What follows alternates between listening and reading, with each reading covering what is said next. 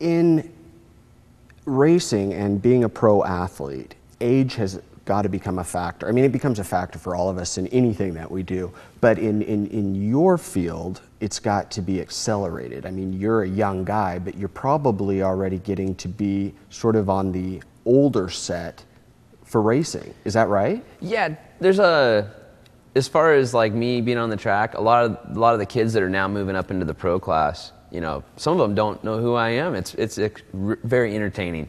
I've been doing it a long time. Like I said, 2001 was when I turned pro. But there's also a few people that, you know, they're still racing competitively 40 years old in the pro class. And really? It's few and far between. But, you know, there's a few people that get stronger with age, wiser. And I kind of hope to be one of those people. I mean, I don't know about 40, but, you know, just keep moving with a passion I have. And I'd like to think that I have maybe a little more years of, you know, wisdom on my side, and maybe, you know, be able to pick a smarter line where another younger kid doesn't have that.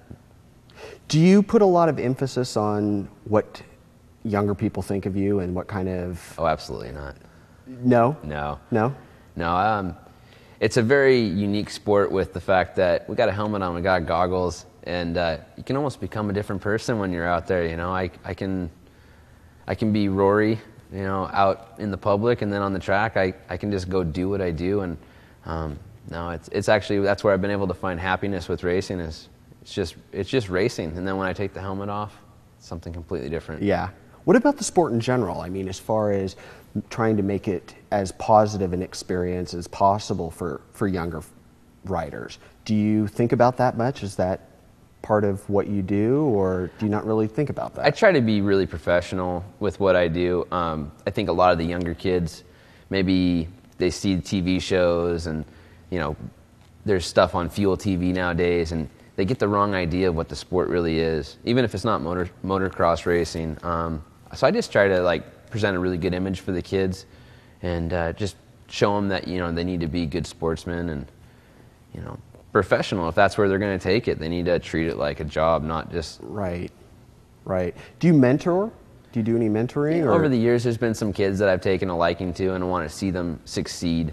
You know, I have no secrets with what I'm doing, so I'll share, you know, and I'll try to guide them in the right direction. So if somebody was like, you know, I got this son that's totally interested in motocross. I have no interest in it.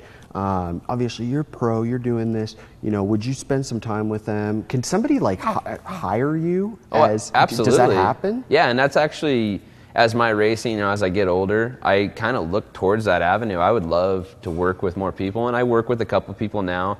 But it's more like when it fits in around racing, and maybe that's what the future brings for me. Like after I'm done racing more seriously. Do motocross racers have coaches? Yeah, on the very top level, they hire trainers, you know, ex-professional racers that were at the top of their game to guide them, to give them, you know, proper advice. It becomes on that top step of the sport, right? It's a lot of cameras, a lot of things going on, so it kind of keeps them in check. And yeah. So almost like a manager as well then. Oh, absolutely. Because in a sense, you kind of become like a talent. Yes. Yeah. It's you're pushing your own brand, so they have managers and all of that. Yeah. Yeah. So you talk about a little bit the future, and that maybe that is in your future. Do you kind of hope it is? The coaching side of it? I would love to stay in the racing and stuff like that. It really makes me happy, and that's why I've still been going at it. Yeah, I definitely see that down the road. Do you have much time for home life and stuff, or does this keep you on the road quite a bit? During the summer months, it gets pretty busy and a lot of time on the road. But yeah, I'm around and like get to enjoy the Columbia River Gorge for sure. Yeah.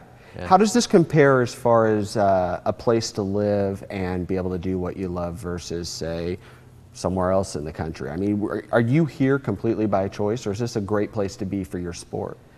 A lot of people move to Southern California for the dry weather. I personally think it makes me a better rider to have months of rain. You know, if you can't ride in the mud when the mud happens, you're at a deficit. It's dry, especially up in the Columbia River Gorge, a lot more than Portland. So I think I can find a happy medium right here, where I get more days of dry weather than wet, and it works out really well for me. And I am here by choice. Here by choice. Yeah. What about the mechanical side of things with the dirt and the mud, and you know, when the challenging weather conditions that you might experience here versus the guys that are, practicing and riding in Southern California. Does that give you an advantage from the mechanical side as well? I'd say they might have the advantage there because they're getting more practice days in the dry weather. So when the nice weather comes around for us, I may be a little bit behind the game. But ultimately, I don't think it really plays much of a factor. Really? Yeah. So what is the, where do you want to be in 5 years? What if, and I don't want to get on a negative with this, but like say you had an injury that prevented you from being able to go forward. Where do you want to be? Where do you see this going? Fortunately, I've been able to meet so many great people in the sport and stuff, and there's always an avenue I can go down. I've met people with great companies, and I just always try to keep on a positive note with everybody. And yeah, I could always fall into one of those. I'd prefer not to. I'd rather start my own business with training racers like we were talking, or something like that. And to do that, what's involved in going that route? If say you did choose to go that way, it would just be taking the connections and all those things that I've built with the years of racing and just kind of honing them into a business. Yeah. So since we're on the subject of future stuff, and you had mentioned that you actually like to kind of set your goals on something for what am I going to do this year, kind of a thing, and you're doing the Baja 1000.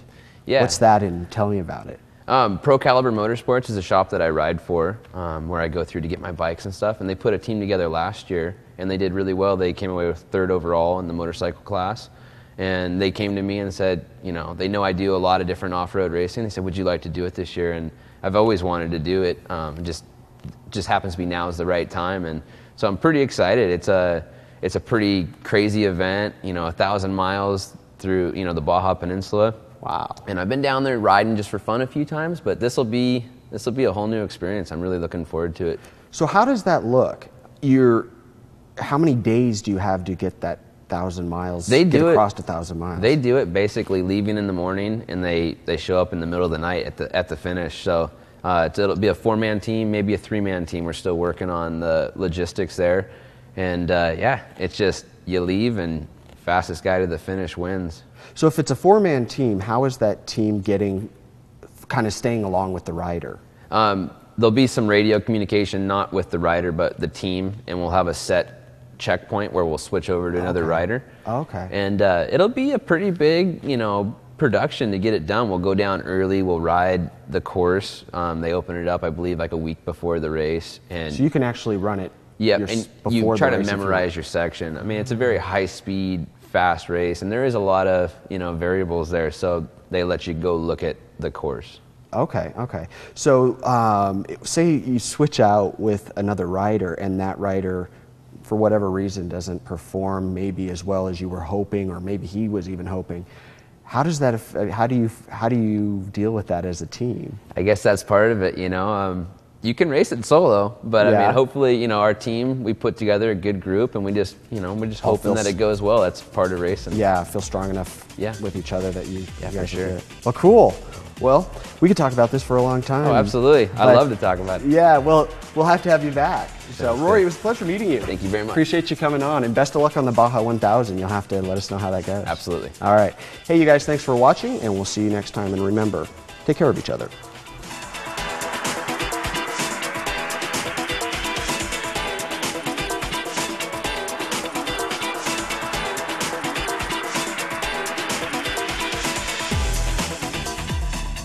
Do you have a guest idea?